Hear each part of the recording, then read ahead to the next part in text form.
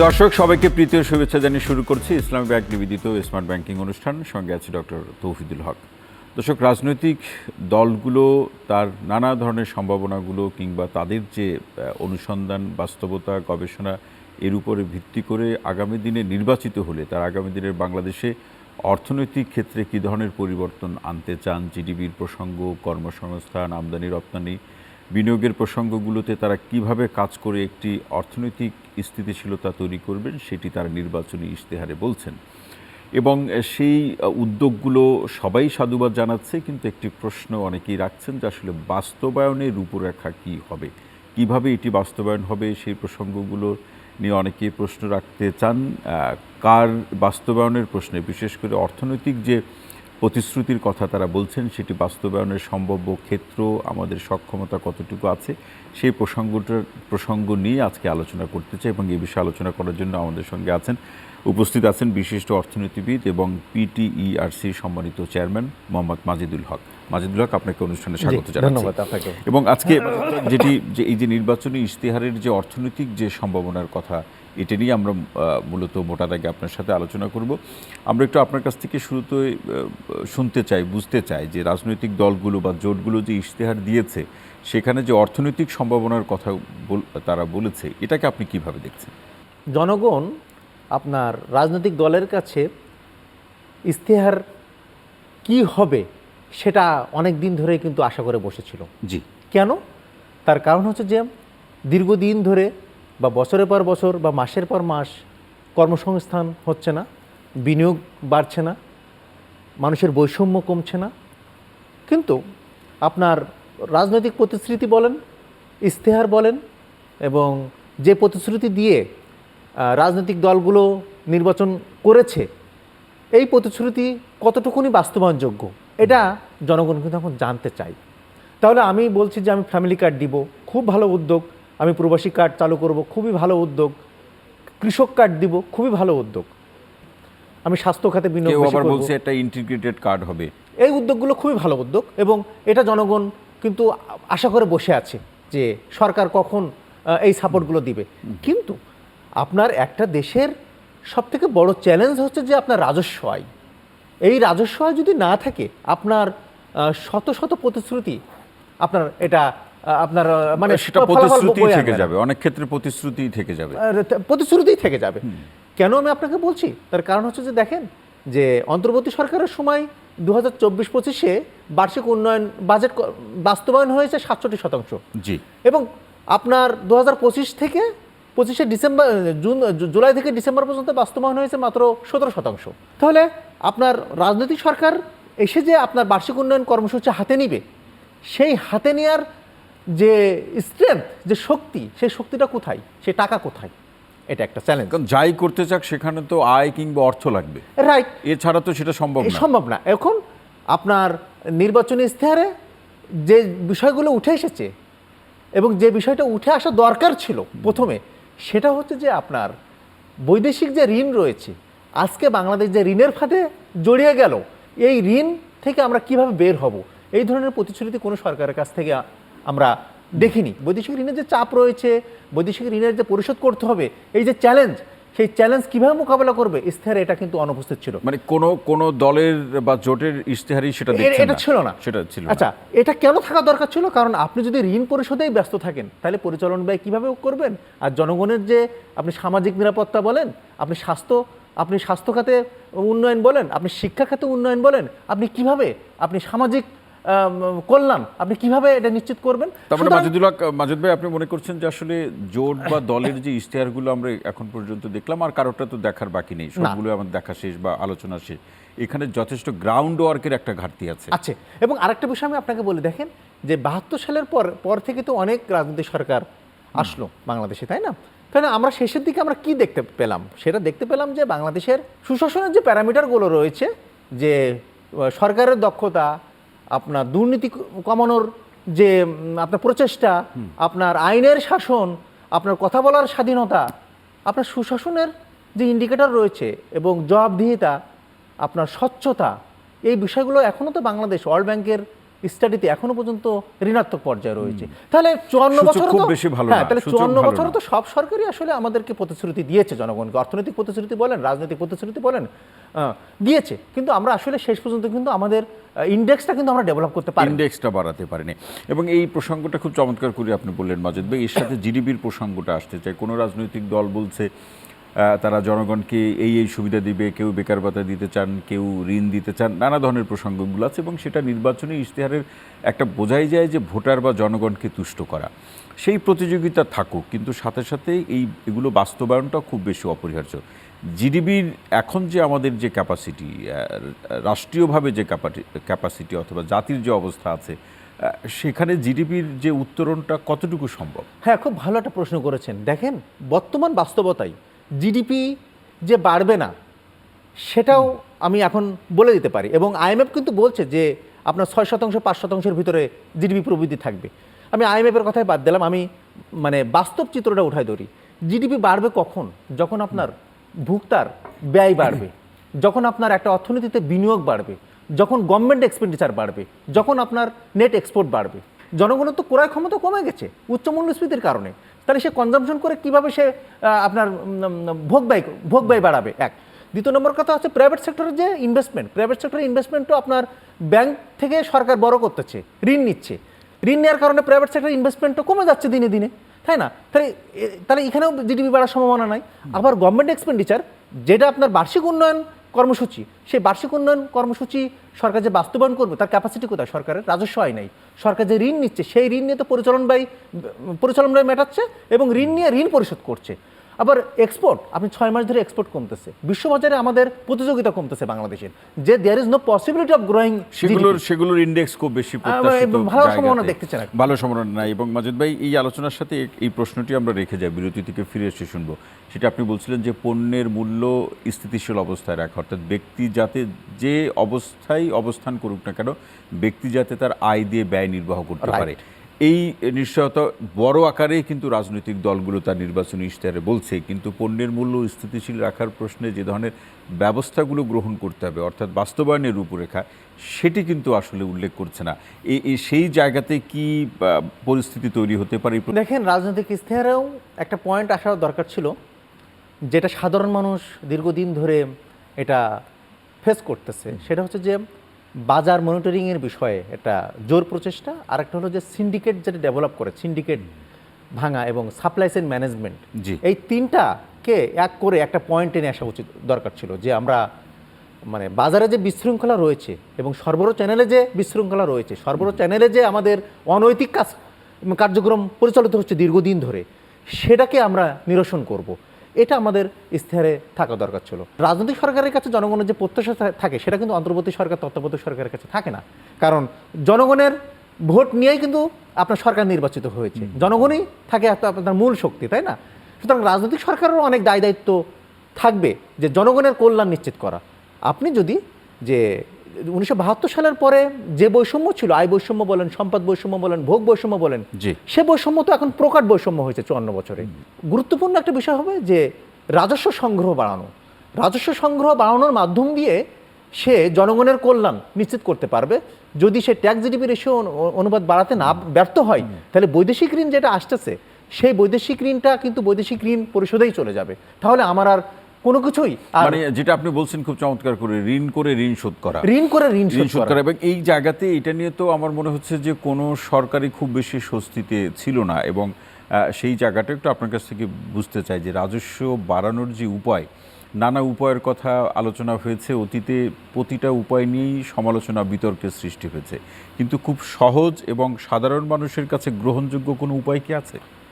উপায় আছে। আপনি রাজস্ব যে ফাঁকি, সেই ফাঁকিটা আপনি কমান।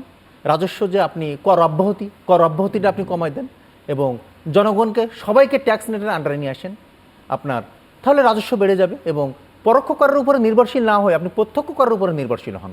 সুতরাং বাংলাদেশের যে আপনার কর কাঠামো, সেই কর কাঠামোটা কিন্তু আসলে পরোক্ষ করের উপরে নির্ভরশীল হয়ে আমরা 70% আমরা পরোক্ষ কর থেকে আমরা রাজস্ব আহরণ করি।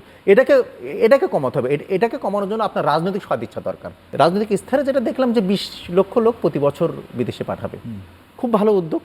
আমাদের বৈদেশিক শ্রম বাজার থেকে আমাদের রেমিটেন্স আসে, দেখেন যে বিগত 10 থেকে 12 বছরে কিন্তু বাংলাদেশের বৈদেশিক বাজার সংকুচিত হয়েছে। এই চ্যালেঞ্জটা কিন্তু এখন এই রাজনৈতিক সরকারকে নিতে হবে। এই বাজার ওপেন করার জন্য তাদের সাথে কূটনৈতিক দক্ষতা বাড়িয়ে বাজার সম্প্রসারণ করার জন্য কিন্তু রাজনৈতিক সরকারকে কিন্তু এই দায়িত্বটা নিতে হবে। সেটা খুব চ্যালেঞ্জের, খুব সহজ এবং নয়। এটা কিন্তু খুব চ্যালেঞ্জের। আপনার মালয়েশিয়ার মতন বাজার, সংযুক্ত আরব আমিরাত, মধ্যপ্রাচ্য, এই সমস্ত দেশগুলো কিন্তু এখন বাংলাদেশের, কারণ কি দেখেন বাংলাদেশের যে আপনার অভিবাসী, অবৈধ অভিবাসী, এটা কিন্তু বিশ্বে খুব নাম করছে বাংলাদেশ, যে বাংলাদেশ থেকে বিশ্বে সবচেয়ে বেশি অবৈধ অভিবাসী যায় সেটা কিন্তু বাংলাদেশ থেকে, যে ইনভ্যালিড যে ডকুমেন্ট। তাহলে আপনার রাজনৈতিক সরকারের কিন্তু অন্যতম আরেকটা চ্যালেঞ্জ হবে, সে কর্মসংস্থান তো তাকে বাড়াতে হবে, সেটা দেশি বিনিয়োগ, বিদেশি বিনিয়োগ, অভ্যন্তরীণভাবে এবং বাহ্যিকভাবে যদি আমি কর্মসংস্থান বাড়াতে হয়, তাহলে কিন্তু আমার কূটনৈতিক দক্ষতা বাড়ানোর মাধ্যমে বাজার সম্প্রসারণের দিকে এগিয়ে যেতে হবে। এই কাজটা কিন্তু এত সহজ হবে না, এত সহজ না। এবং কর্মসংস্থান, বিশেষ করে আরএমজির সেক্টর আপনি বলছিলেন, কর্মসংস্থান বাড়বে, শুধু বেকার ভাতা দেয়া কিংবা ঋণ দেয়া সেটি তো আসলে চূড়ান্ত পর্যায়ের কোনো সমাধান না। দেশে যে যুব জনসংখ্যা আছে 6 কোটি, এই 6 কোটি মানুষকে আপনাকে উৎপাদনশীল খাতে ছেড়ে দিতে হবে। আপনি যদি 6 কোটি যুব জনসংখ্যাকে আপনি উৎপাদনশীল খাতে দিতে পারেন, তাহলে আপনার রপ্তানি বাড়বে, আপনার অর্থনীতির গতিশীলতা বাড়বে, তাদের জীবনমান উন্নত হবে। সুতরাং আমি বলবো যে বেকার ভাতাটাকে আপনাকে ডিসকারেজ করেন, বেকার ভাতা ডিসকারেজ করে আপনি উৎপাদনশীল খাতে তাদেরকে ছেড়ে দেন না। মানে সেই জায়গাতে আমরা দেখছি না কেন, এই আলোচনা তো বহুদিন ধরে হচ্ছে যে উদ্যোক্তা তৈরি হবে, যে উদ্যোক্তার তার একটা পরিকল্পনা আছে কিন্তু আর্থিক স্বল্পতা আছে, তাকে ব্যাংক কিংবা রাষ্ট্র তাকে ঋণ দিয়ে তাকে তার এই পরিকল্পনা বাস্তবায়নের সম্ভাব্য ক্ষেত্র বা পরিবেশ তৈরি করে দিবে, কিন্তু অনেক উদ্যোক্তাই বলছেন আর তারা সেই আর্থিক সহযোগিতা পাচ্ছেন না।